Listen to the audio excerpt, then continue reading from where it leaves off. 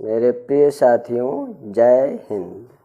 आज मैं आप लोगों के लिए दूसरा वीडियो लेके पुनः उपस्थित हुआ हूँ।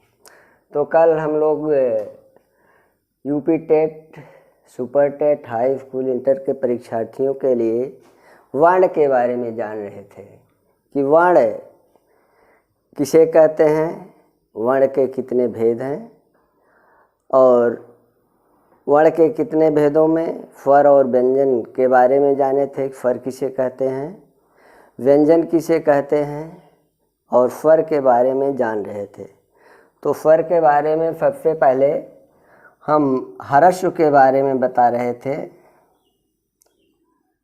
ह्रस्व हो गया था कि ह्रस्व जो है यह एक मात्रिक होता है, अर्थात इसमें एक मात्रा का ज्ञान होता है। और दूसरा है दीर्घ,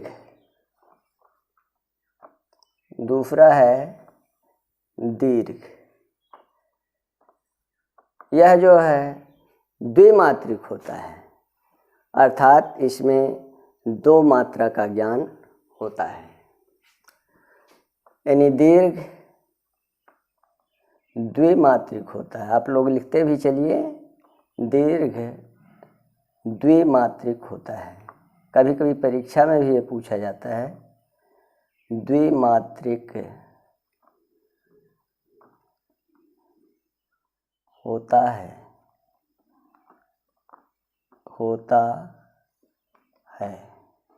अर्थात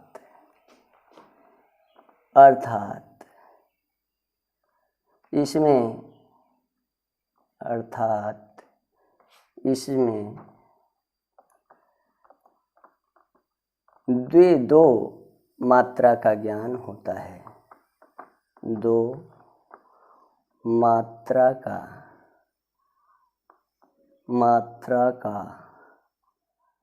ज्ञान होता है,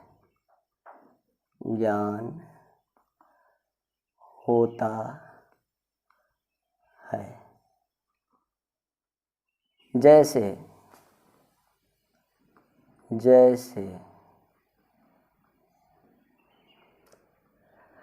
कल हम ह्रस्व के बारे में बताए थे कौन कौन से वर्ण आते हैं। ह्रस्व का मतलब होता है छोटा और दीर्घ का मतलब होता है बड़ा।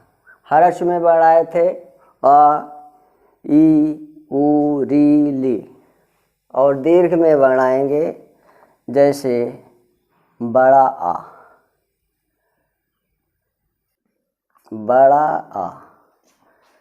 बड़ी ई, बड़ा ऊ, बड़ी री।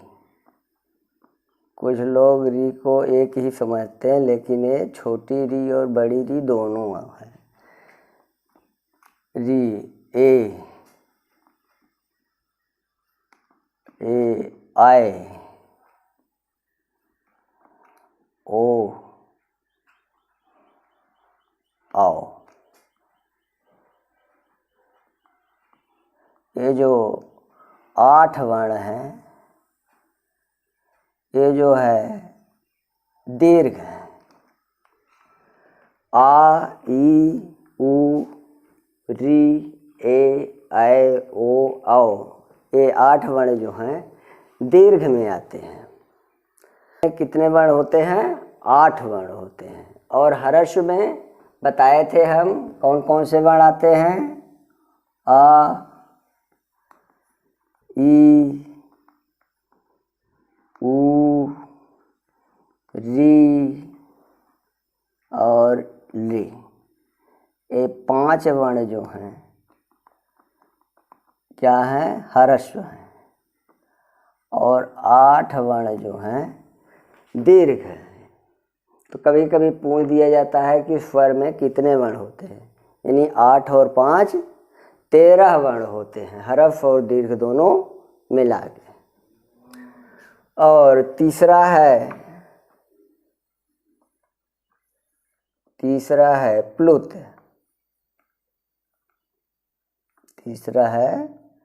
प्लुत। यह प्लुत जो है त्रैमात्रिक होता है, अर्थात इसमें 3 मात्रा का ज्ञान होता है। यह त्रैमात्रिक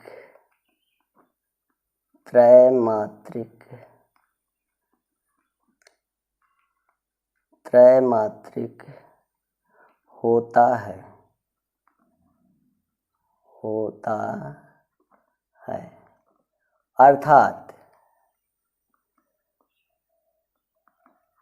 अर्थात इसमें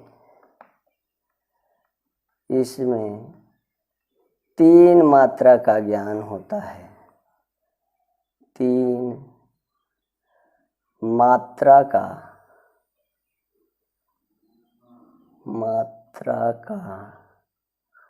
ज्ञान होता है।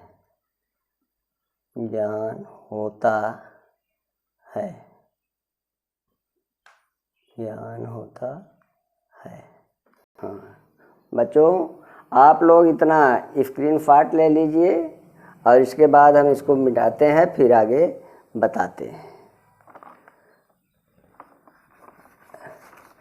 ये आप लोग लिख ही चुके होंगे, तो हम आगे अब बताएंगे कि प्लुत, आप लोग जान गए प्लुत किसे कहते हैं। यह जो है त्रैमात्रिक होता है, अर्थात इसमें 3 मात्रा का ज्ञान होता है। इसका प्रयोग कहाँ कहाँ पर होता है? इसका प्रयोग वेदों और ऋचाओं में होता है। कभी कभी पूछा जाता है परीक्षा में कि प्लुत का प्रयोग कहाँ होता है, तो इसका प्रयोग यानी प्लुत का प्रयोग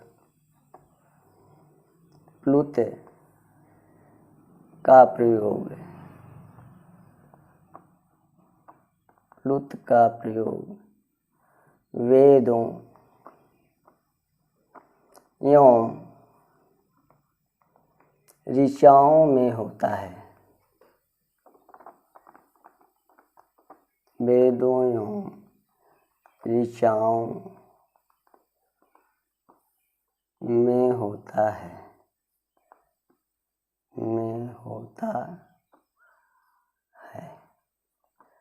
जैसे बहुत ही इम्पोर्टेंट है, एक ही उदाहरण इससे पूछा जाता है, जैसे ओम।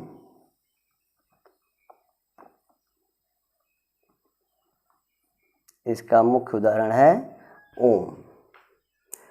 तो अब हम स्वर के बारे में जान गए कि स्वर के कितने भेद होते हैं? 3 भेद होते हैं। कौन से? हर्ष नंबर 1, नंबर 2 दीर्घ और नंबर 3 प्लुत। अब आगे हम चलते हैं व्यंजन के बारे में, जानते हैं कि व्यंजन के कितने भेद होते हैं। तो इसके पहले हम लोग स्वर के बारे में जान चुके हैं। अब जो है हम जानेंगे व्यंजन के बारे में, यानी व्यंजन के कितने भेद होते हैं और व्यंजन में कौन कौन से वर्ण आते हैं। तो व्यंजन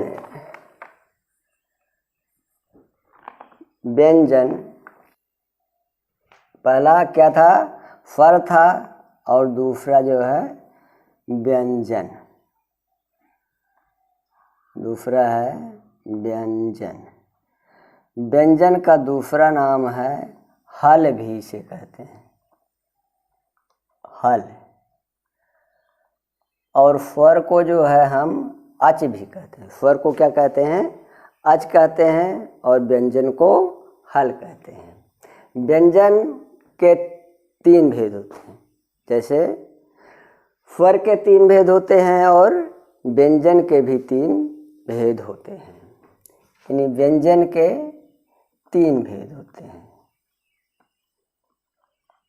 व्यंजन के 3 भेद होते हैं। 3 भेद होते हैं।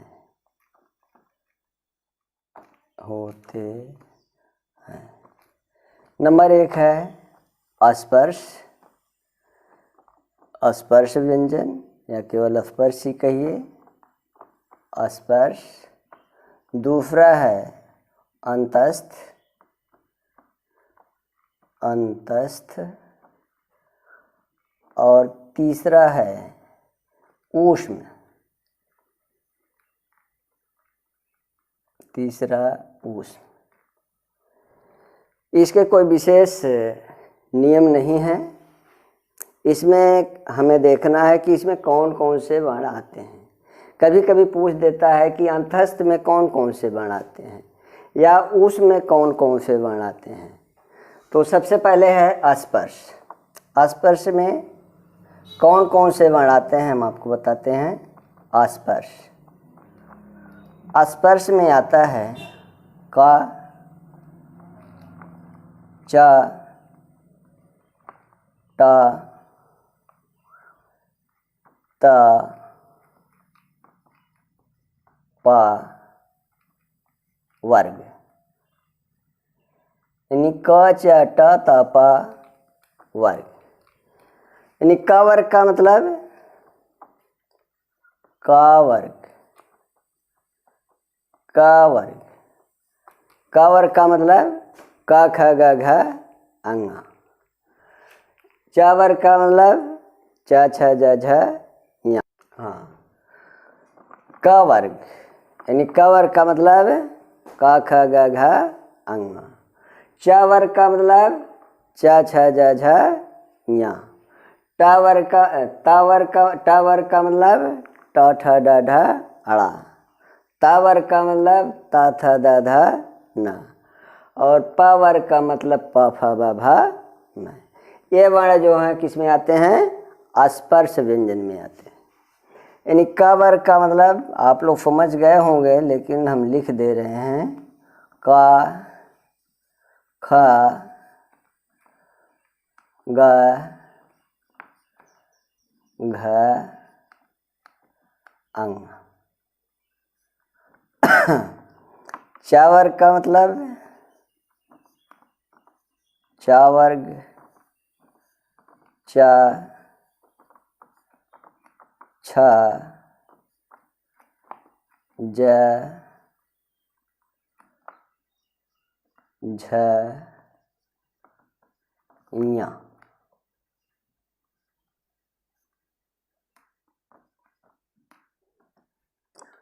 और ट वर्ग का मतलब ट वर्ग का मतलब ट, ठ, ड, ढ,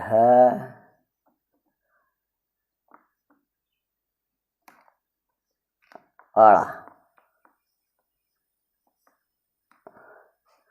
ता वर्ग का मतलब, हाँ, इसका आप लोग स्क्रीनशॉट ले लीजिए। ऊपर आप लोग लिख भी चुके होंगे, तो आगे हम आपको फिर बताते हैं। आप ट वर्ग तक जान गए हैं कि ट वर्ग में क्या आता है, क वर्ग में क्या आता है, च वर्ग में क्या आता है, और त वर्ग में भी आप लोग जान गए होंगे, लेकिन हम एक बार फिर से लिख दे रहे हैं, जिसको आप लोग स्क्रीनशॉट ले लीजिए। यानी त वर्ग, त वर्ग में आता है ता, था, द, ध, न। इसके बाद प वर्ग, प वर्ग, प वर्ग यानी प, फ,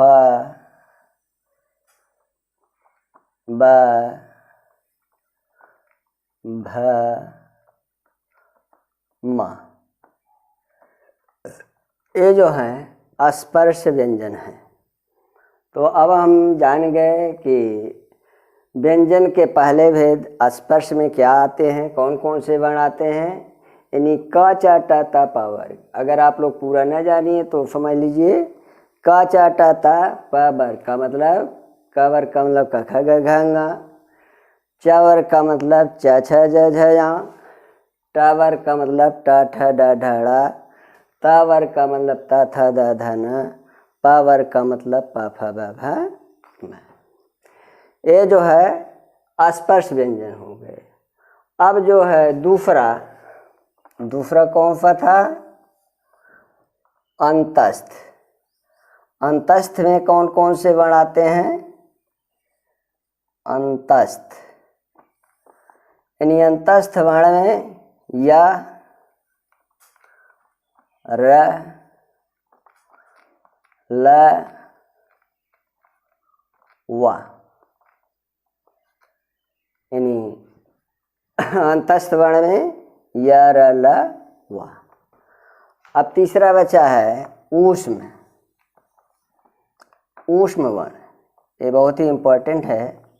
कभी कभी पूछा जाता है कि ऊष्म वर्ण में कौन कौन से वर्ण आते हैं, या ह जो है किस वर्ण में आता है। तो ऊष्म में आता है श, बड़ा सा, खष्टी ख, छोटा सा और ह, यानी स, ख, स, ह। ये चार वर्ण जो हैं ऊष्म वर्ण हैं। तो आज हम अपने इस वीडियो को यहीं पर समाप्त करते हैं। तब तक के लिए जय हिंद।